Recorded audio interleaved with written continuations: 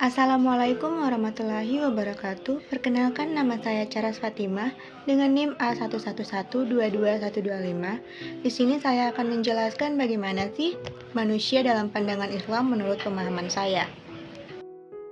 Pengertian manusia. Pengertian manusia dapat dilihat dari berbagai segi.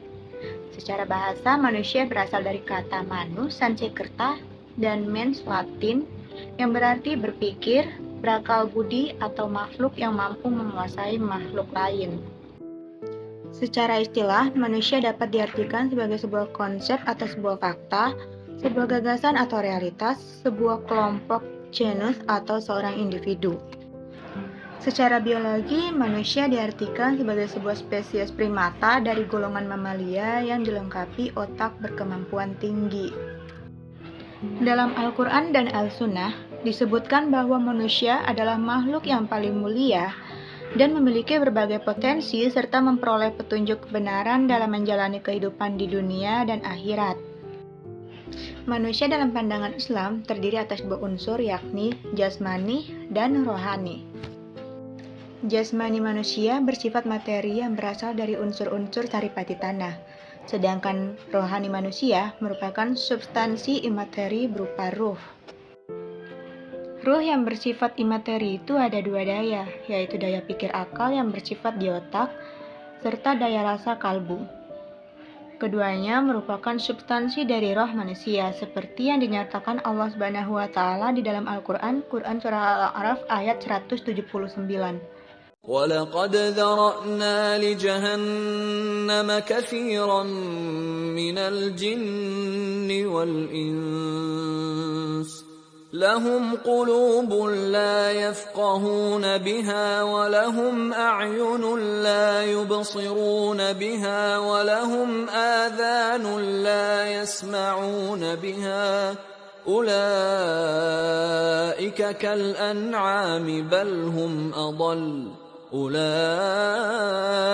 هُمُ الْغَافِلُونَ. Artinya, dan sesungguhnya kami jadikan untuk isi neraka jahanam kebanyakan dari jin dan manusia. Mereka mempunyai hati, tetapi tidak dipergunakan untuk memahami ayat-ayat Allah. Dan mereka mempunyai mata, tetapi tidak dipergunakannya untuk melihat tanda-tanda kekuasaan Allah. Dan mereka mempunyai telinga, tetapi tidak dipergunakannya untuk mendengar ayat-ayat Allah. Mereka itu sebagai binatang ternak, bahkan mereka lebih sesat lagi. Mereka itulah orang-orang yang lalai. Quran Surah Al-A'raf ayat 179. Manusia adalah makhluk pilihan yang dimuliakan oleh Allah Subhanahu wa Ta'ala dari makhluk ciptaannya yang lainnya, dengan segala keistimewaan yang ada pada manusia, seperti akal manusia yang mampu membedakan antara yang baik dan yang buruk, kemudian memilihnya. Allah Subhanahu wa Ta'ala menciptakan manusia dengan sebaik-baiknya ciptaan, ahsanut taqwim, dan menundukkan alam semesta baginya agar dia dapat memakmurkan dan memelihara, kemudian melestarikan keberlangsungan hidup di alam semesta ini. Dengan hatinya, manusia dapat memutuskan sesuatu sesuai dengan petunjuk Rabb-nya.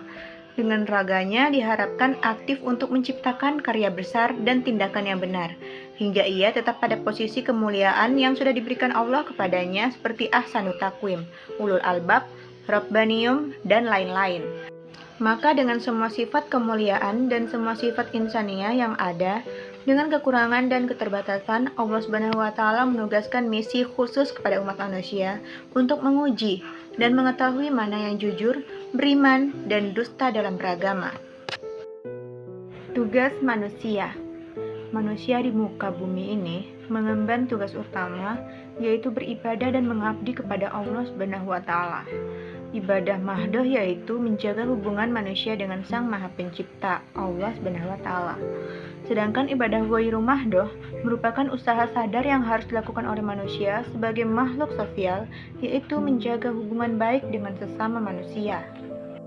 Karena setiap ibadah yang dilakukan oleh manusia, baik ibadah yang langsung berkaitan dengan Allah atau ibadah yang berkaitan dengan sesama manusia dan alam, pastilah mengandung makna filosofi yang mendalam dan mendasar untuk dipahami oleh manusia, sebagai bekal untuk mempermudah menjalankan misi mulia yang diemban oleh manusia.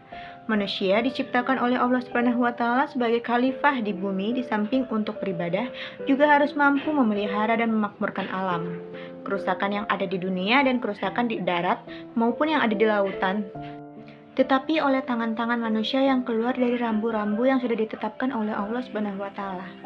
Benar, semua isi yang ada di muka bumi ini diciptakan oleh Allah Subhanahu wa taala untuk manusia, namun tentunya menggunakan aturan main yang sudah Allah tetapkan, tidak bebas sekehendak manusia. Maka manusia yang sadar akan misi sucinya tersebut harus bisa mengendalikan hawa nafsu dan tidak sebaliknya, diperbudak oleh hawa nafsu hingga tidak mampu menjalankan tugas utamanya sebagai manusia. Hubungan manusia dengan agama Islam. 1. Fitrah terhadap agama. Manusia membutuhkan Tuhan untuk disembah. Penyembahan yang dilakukan manusia kepada Sang Maha Pencipta merupakan bagian dari karakteristik penciptaan itu sendiri, sebagaimana penciptaan satelit mengorbit pada planetnya. 2. Pencarian manusia terhadap agama. Kesempurnaan akal senantiasa menuntut manusia untuk berpikir. Oleh sebabnya, pencarian umat manusia terhadap kebenaran ajaran agama yang dianutnya tidak pernah lepas dari muka bumi ini. Akibat dari adanya proses berpikir ini, baik itu merupakan sebuah kemajuan atau kemunduran, maka terjadilah sebuah perpindahan agama dalam kehidupan umat manusia. Ketika seseorang merasa gelisah dengan jalan yang dilaluinya dan kemudian ia menemukan sebuah titik pencerahan, maka niscaya ia akan memasuki dunia yang jauh lebih memuaskan akal dan jiwanya itu.